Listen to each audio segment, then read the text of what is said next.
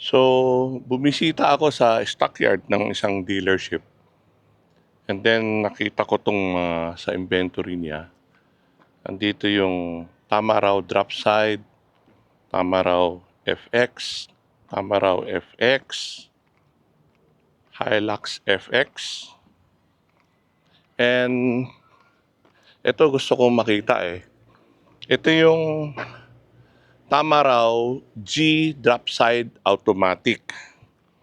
And dito naman din yung Tamaraw drop side na manual. Meron pa dito ibang kulay, silver. Maganda din pala yung silver. First time nakakita ko ng silver. Pero balik tayo dito.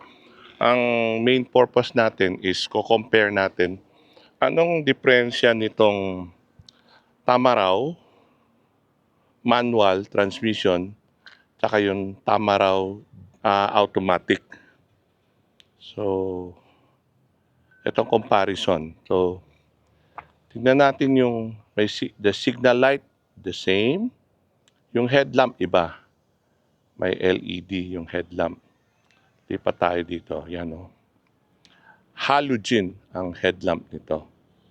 So, yan ang isa sa main difference. And then, yung busina parehas na sa harap. I think yung front grille pareho. Other than that, I think pareho siya. Yung ilaw lang ang diferensya niya. And then, dito sa side, ito naka-alloy wheel. Ito, naka-steel rim. Pareho 5 lug nut. Ang size ng gulong nito is 195 ito. Sa 195 R14. Ito naman 215 65 R16. So mas malaki ang rim nitong automatic, no? Ito naman yung isa. And then medyo hindi nalinisan kasi nasa stockyard. Tignan natin yung side mirror niya.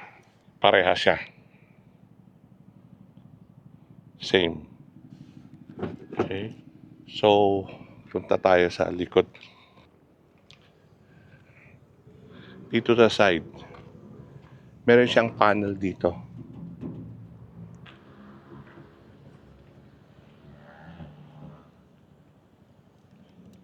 Ang laki ng ginanda niya dahil dyan, no? And then sa likod, tignan natin, is meron tong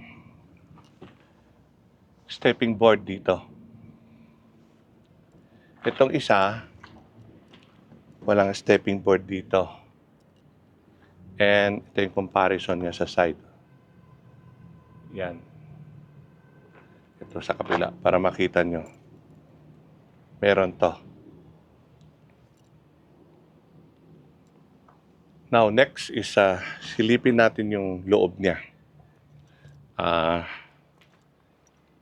Papasok tayo dito sa loob, automatic. So, door trim.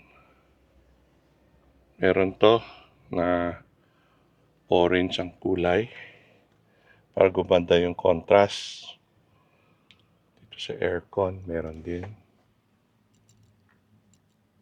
Then, ito yung kanyang upuan. Let's see, ano pong diferensya.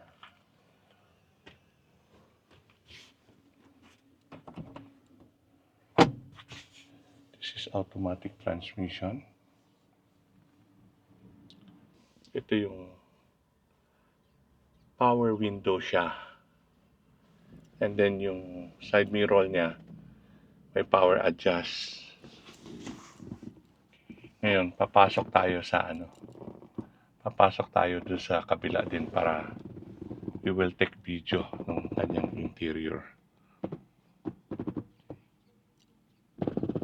Okay, so lipat tayo. Wala yung orange dito. And then, dito rin wala.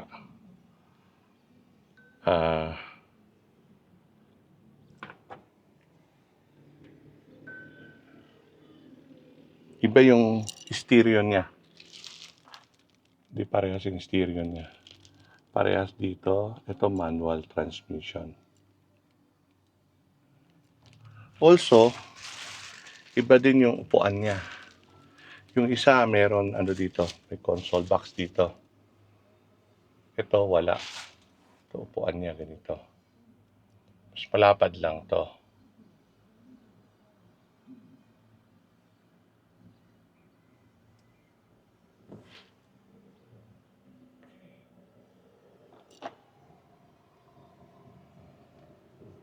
And manual. Manual to. So yung side mirror niya hindi adjustable.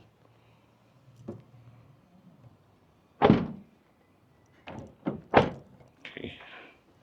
So quick lang to na comparison nung dalawang model. Yung Tamaraw